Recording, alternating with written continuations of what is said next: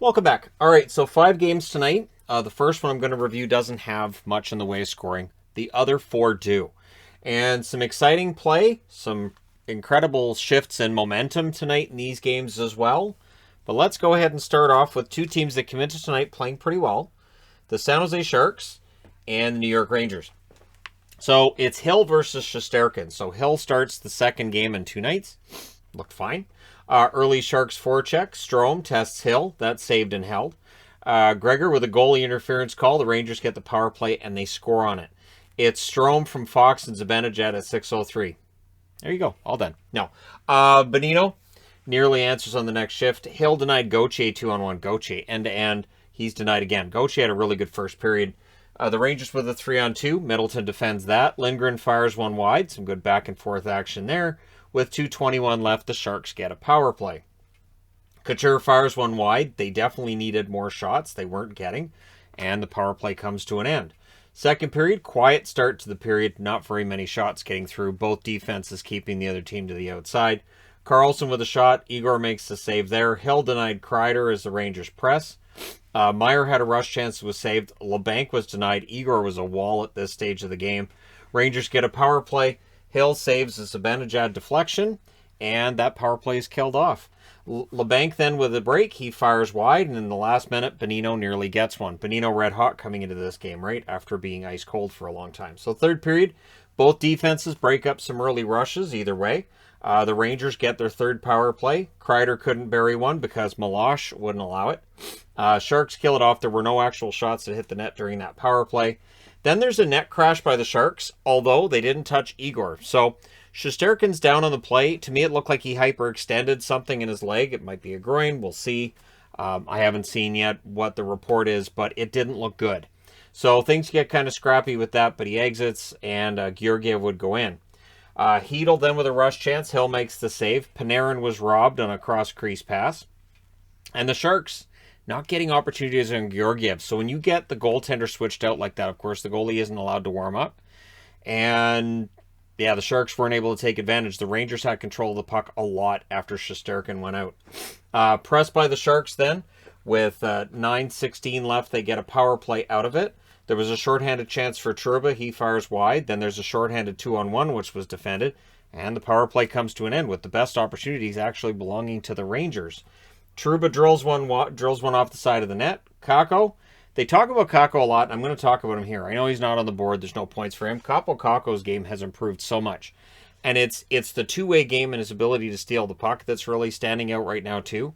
So while, yes, he is getting goals and points now that he wasn't last year or the season before, just his two-way play is really impressive. Strome was then denied and close. The Rangers would press. They press again late.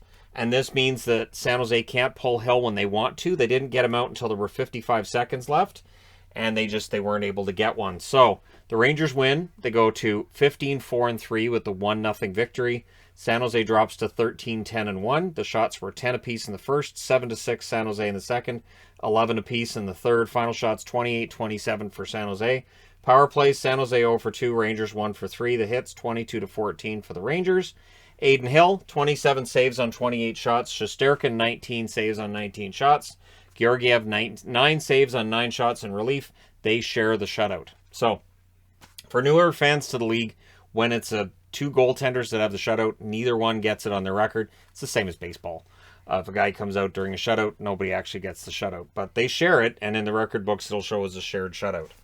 But it doesn't go on either of the records. But, to the credit of the Rangers, they're world-beating goaltenders out, and they still manage to come through and they get the victory. So, impressive all around. We'll see how long Shesterkin's going to be out. May see Kincaid up pretty quick here. Next up, Devils and the Winnipeg Jets. This was the greatest shift of momentum of the night, and it shifted wildly in this game twice. So it was Bernier versus Hellebuck. First chance was to McLeod. That was saved. So New Jersey comes out of the gate with the first opportunity. Scheifele couldn't bury one as the Jets press, and then he does. He gets a goal. It's only his third of the season. He scores from Pionk and Wheeler at 152. And that's an important goal for Winnipeg. They need these guys to get going. They need Wheeler to get going. Tonight was Wheeler's 999th game as well. Jets then pressed for another. Connor was robbed on a turnover. It was Bernier's turnover, so Bernier turns over the puck and then manages to make the save. So he bails himself out there. But then Ehlers scores from Dubois and Dillon at 3:52. Yes, all this happens in the first 4 minutes. It was pretty eventful. Third straight game that New Jersey's down 2-0. New Jersey came into tonight 2-5-2 in their last 9. It started falling off the rails for them. Then there's Hischier had a rush chance saved, and then Vesalainen scores his second goal in 19 games from Stastny at 7:39, and that was after Stastny forced a turnover. So it's 3-0 Winnipeg. All right, so I can put the records up there and we can go. I didn't, because I know with Winnipeg, you just never know. The way they've been playing lately, you just never know. Power play for the Devils follows. There's a shorthanded chance for Connor, but the power play does succeed. And so Severson scores from Tatar and Smith at 9:08. It was far post and in. It was a nice goal by Damon Severson. Stanley then takes a shot block. He would leave to kind of walk it off. He'd be back later. It took a while, though. So Connor gets a chance. Graves was defending on that. Stanley returned late in the period, so he was out for, 5-6 minutes of the game, somewhere in that region. And he gets a shot on net in his first shift back. There's a late chance for Ehlers that's saved, but New Jersey makes it 3-2. Hughes scores from Graves and Hamilton in 1936. It was a nice goal for Jack Hughes. And we go into that first intermission with Winnipeg kind of holding on. Second period, early chance for the Devils, and then they get one. It's Hischier from Bratt at 37 seconds. That's Nico Hischier's first goal in 11 games. So not bad. And then Graves scores from Boquist at 1:16. It's 4-3. And the Devils press for another. So I'm watching this and I'm saying, wow, this is not great. Power play for the Jets. It felt like they needed one, and they don't score on it. Jets look completely off. This was an absolute disaster at this point for Winnipeg. They net crash at 8 minutes, can't bury it. Zaka then ends up hitting the post on a rush. If that had gone in, who knows, right? Devils press. However, there's a turnover in the Devils' end just after the halfway mark.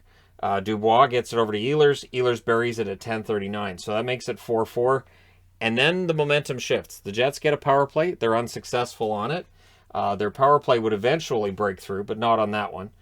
Dillon with a shot saved, and that momentum had swung. Copp to Dubois. He can't bury it, but then Morrissey does from Wheeler and Scheifele at 15:26. And that one deflected past Bernier. So here we go. 1:41 left. The Jets get a power play. They do score on that one with 6 seconds left, and it was a rush chance. It's not a goal that you'd look at on the replay and go, oh, that's a power play goal. It doesn't look like a power play goal, but they'll take it. It's Scheifele from Pionk and Hellebuck. And so to start the third period, Blackwood's in net.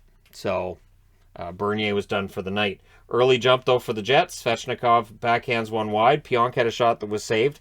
And then near the halfway mark, Scheifele adds to the lead with the 7th goal for the Winnipeg Jets from Wheeler and Connor at 9:36. That's the hat trick. It's also a rush goal, so Scheifele is on.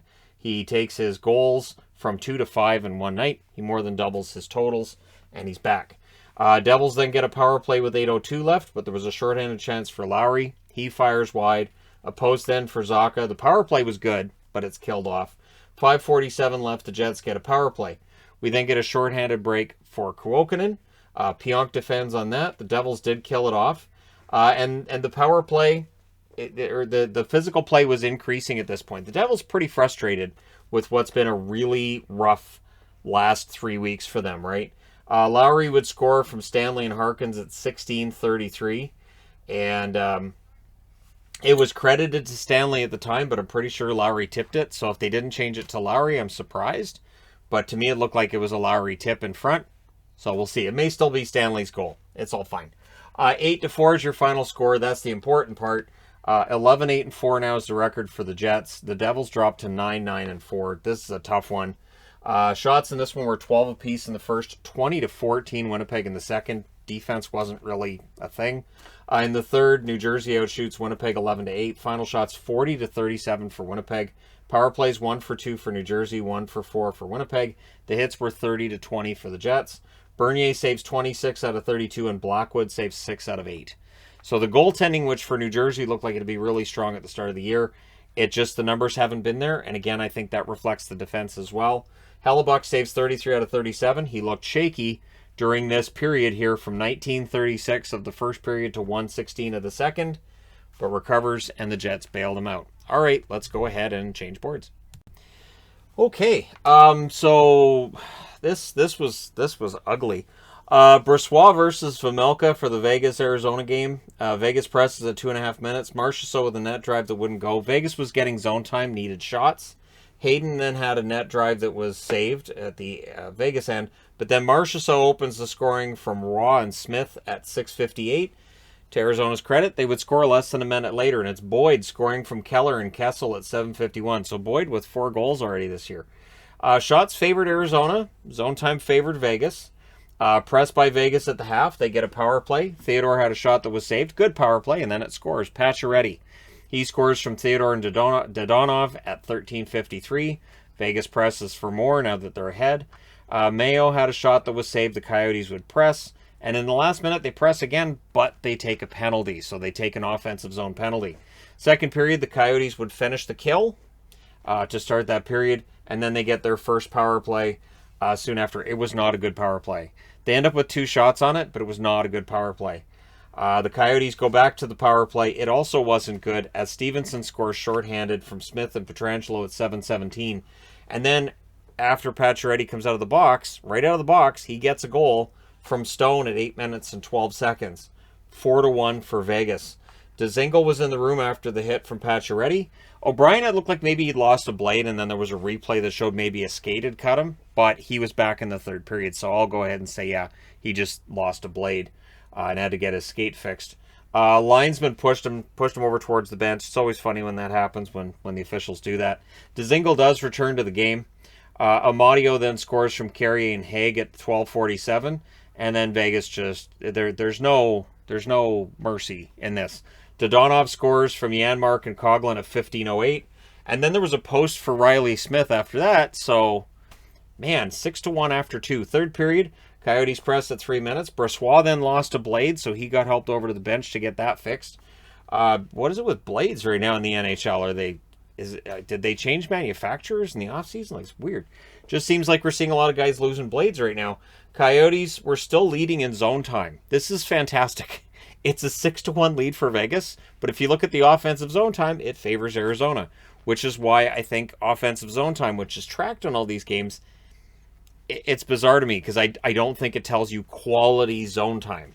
There are plenty of times where a team will be in the other team's zone for 2 minutes, and they get nothing in the middle. They're just passing it around the outside. So it's a nice fancy stat that makes you feel better, but you're not getting those prime opportunities. And the shots were near equal in this, but I thought Vegas had the better shots too. Marchessault had a chance that was kicked out. Haig has a chance at the half that's saved. Things get kind of scrummy. 2 minutes, then a 4-on-4. Kolasar had a fight with O'Brien. Coyotes get a power play. That's a no. In fact, Haig out of the box. He gets a rush chance, and he fires high. So Pacioretty scores. Haig doesn't. There you go. Raw would add the 7th goal from Theodore and Amadio at 17:54. So Michael Amadio is enjoying his time in Vegas. And Vegas is enjoying their time in Arizona. They're not happy that it's done because they win 7-1. They go to 13-10 with the victory. For Arizona, they're 5-17-2. This is a brutal result. The weird thing is, they kind of had a better game than they did against Winnipeg, just Vejmelka. And the goaltending, it was a completely different story tonight. Your shots are 11-9 Arizona in the first, 14-9 Vegas in the second, 10-9 Arizona in the third. Final shots 32-30 for Vegas. Power plays 1 for 2 for the Golden Knights, 0 for 3 for Arizona. Hits 27-13 for Arizona. Interesting part is that it is Brossoit that beats Arizona since he was the backup goaltender for Winnipeg last year. Makes 29 saves on 30 shots. Vejmelka saved 25 out of 32. To me, it felt like they put him in the third period just to try to get some more saves, and because we're just going to leave you in there because we're going to go to Wedgwood in the next game. So sorry. That's how it felt to me. And I honestly felt kind of bad for Vejmelka because Vegas was just being allowed to tee off right in front of him. I don't know how many of those he would have had much of a chance on. But anyways, Arizona, their likelihood of drafting first continues to be pretty darn high. Next up, Calgary. So I need to put one thing on the board here that's not on the board. And that is that this game went to a shootout. It is the one game that went to a shootout, although I thought this one had a chance late in the game. It's Vladar versus Gibson. Vladar has really enjoyed his time in Calgary, right? He has done really well. And I think Flames fans are pretty happy with Vladar as well. It seems to be a mutually beneficial relationship. Early presses by the Flames. The shots were in their favor 2-1 at 5 minutes. Vladar then stops a Lundestrom chance. There was a post for Fowler on a Ducks power play. Raquel then had a chance saved, and the Flames killed it off. So the Ducks power play was 0-for-1 at this point. Coleman then had a wraparound chance that was saved. Hanifin with an open net, he hits the post. He had 2 really good opportunities in the first period, couldn't bury him. That's an ouch. Ducks get a power play, it's killed off as well. There's a press by the Ducks with 3 minutes left. Henrique had a shot that deflects out. Delorier couldn't bury one into the open net, so both teams missed open nets in the first period. Last minute, the Ducks were getting chances, and it rolls over into the second, and the Ducks kind of pick up where they left off.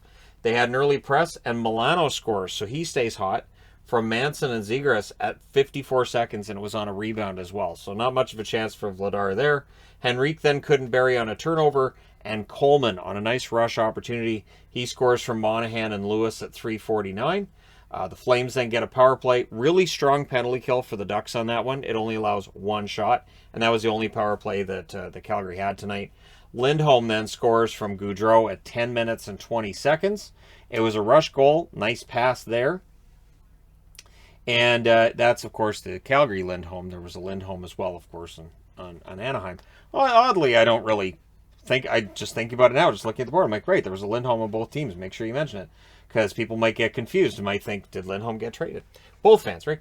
Anderson nearly makes it 3-1, and then Monahan does. He scores from Lewis and Shillington at 15:10. So Sean Monahan, who's been off to a brutal first quarter of the season, a goal and an assist here, so maybe that's a sign things are going to turn around. Tkachuk then with a tip saved, and it's all Flames. The Flames were in complete control of this game. It was almost entirely in the Ducks' end, and then in the last minute, so they scored in the first minute, and they scored in the last minute. It's Raquel from Lundestrom and Lindholm at 19:24. So the Ducks come out of that period down 3-2. Probably felt a little bit fortunate. It wasn't worse because Calgary did have a lot of pressure in that period. Third period, delay a game call in the Flames.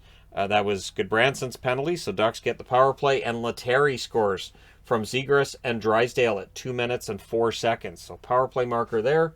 Carrick then with a near miss. The Ducks press. Steele had a shot that was saved. With Getzlaf out, Steele's been playing in the middle. I think it helps him, but we'll see if it translates to more points. Lots of energy for Anaheim at this point. Pressed by the Ducks at 8 minutes. Vladar makes saves. Things get scrappy in front of the benches at the half. There's 4-on-4 for 2 minutes after that happens, 1 each. I like it when referees do that. Just lets them know, knock it off, settle down, and there isn't a man advantage that comes out of it. Mangiapane then can't bury one. There's a press by the Flames with 1.5 minutes left, but you could tell late in this was going to overtime. Both teams were playing for the point. So, overtime. Flames controlled on the faceoff. Anderson with a rush chance. He's forced wide. Lindholm fires one wide with 1:31 left. Gaudreau had a chance that was saved. But again, while there's a couple of shots for both teams, it just felt like a shootout. As soon as the overtime started, I'm like, okay, so they're coming to playing back. It's kind of that chess match that's going to a shootout. In the shootout, Calgary scores twice. Gaudreau first, and then Tkachuk with the one that's really officially the winner, right? Calgary wins in overtime 4-3. They get both games in California. Last night, LA, and tonight, Anaheim. They go to 15-4-5, and for Anaheim, they're 13-8-4 with the shootout loss point. But Anaheim's impressing me. They're not going away. So at a time in the season when you would expect Anaheim to kind of fall off, they're not really doing that. So, yeah, impressive. The shots in this one were 14-12 Anaheim in the first, 12-8 Calgary in the second, and 10 apiece in the third. Pretty evenly played third period, and then evenly played overtime. Both teams had 2 shots. Final shots 36-34 Calgary. Power plays 0-for-1 for Calgary, 1-for-3 for Anaheim. Hits were 35-20 for Calgary. Vladar saves 31 out of 34. Gibson saves 33 out of 36.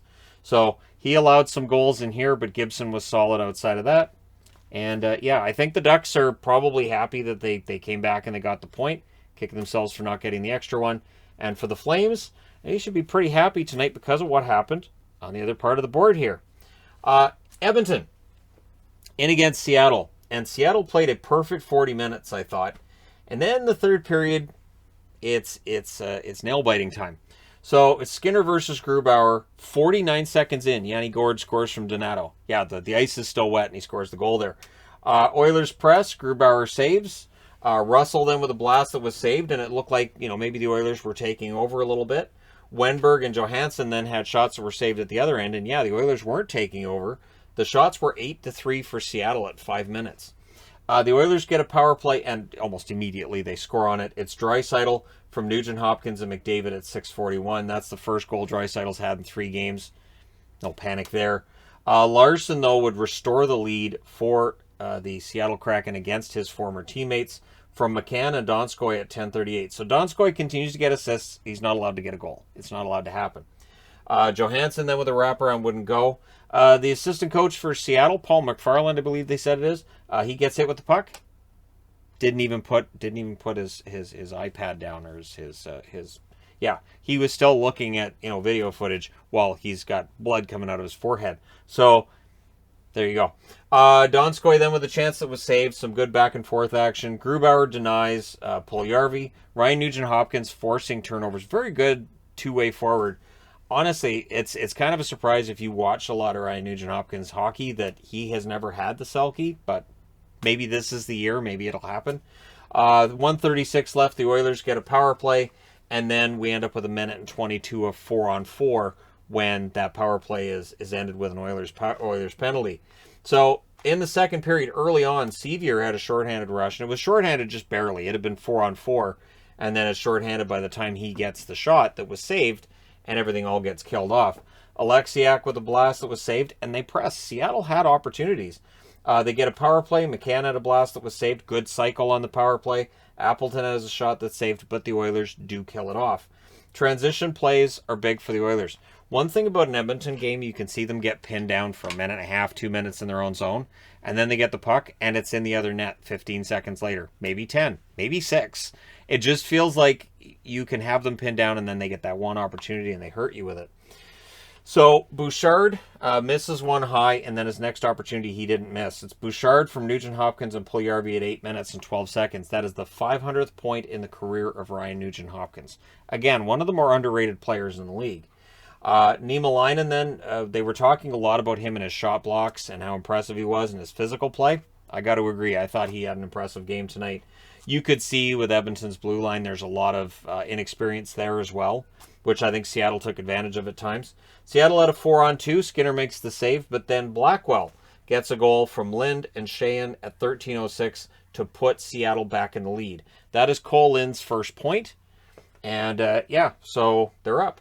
Grubauer then made a save on Nugent-Hopkins, and then it's Wenberg scoring from Alexiak at 15:53. They had originally thought Johansson tipped it, but they gave it to Wenberg. Instead, it's Wenberg's goal from Alexiak. So, yeah, that made it 4-2. Donskoy's not allowed to score a goal. I put that up there because he had a good opportunity after that. It wasn't going to happen. 1:46 left. The Oilers get a power play. So that rolls over into the third period. The Kraken finished off the kill, and then it kind of felt like they were killing a penalty the rest of the game. The Oilers' defense and forwards were in a blender to start the third period, trying to get things going. McDavid with a chance saved the Oilers' press. Lagesson had a shot saved. The Oilers are pressing again at 6 minutes. Niemelainen hits Donato. Donato looked at the ref for a call. He wasn't getting it. I thought it was a clean hit. Shots are 8-1 for the Oilers at 9 minutes. Lynn gets knocked down. Yamamoto went to the box at 9 minutes and 40 seconds. There was some debate about whether or not it was a penalty. I thought he caught him with the stick. So the replay, I think it was Louis DeBrusque, was focusing on the hip. I thought he caught him with the stick. So, and either way, they called it for interference. So, anyways, it doesn't end up mattering because Geeky's robbed late in the power play and it's killed off. And as soon as it's killed off, right after it's done, McDavid scores to make it 4-3 from Bouchard and Draisaitl at 11:44. So Bouchard with a goal and an assist. I think they said this is the third game in a row he's had a goal and an assist. Oilers kept pushing. Was all Oilers. Draisaitl fires one wide with 6.5 minutes left. That's the one criticism, if anything, was there were a lot of opportunities that were getting blocked or they just weren't hitting the net late in that game. Grubauer saves one on McDavid. 5:21 left. The Seattle Kraken get a power play. The Oilers did kill it off, and then immediately they go right back to the other end of the ice and they start pressuring again. Tanev had a chance was saved with 2:14 left. With 1:55 left, Seattle ices the puck. The goalie gets pulled. And then with 1:31 left, it becomes a 6-on-4. And it was Larson, the former Edmonton Oiler, that takes just it's a bonehead penalty is what it is. So he takes a penalty. It's an obvious penalty. You have to call that. So that makes it 6-on-4. and some furious chances for the Oilers. And then one of the Seattle Kraken penalty killers breaks his stick, so it's 6 on 3.5. But Tanev fires wide of the empty net, and somehow Seattle survives. And it really felt like it was survival for Seattle. They win 4-3. They're the first team in this division to actually beat the Oilers. The Oilers dropped to 16-6. Still an excellent record for them. 9-13-2 now is the record for Seattle. Do not take them lightly. They are 5-1-1 in their last 7. They're fortunate to get this win tonight, sure, but they did manage to get the win.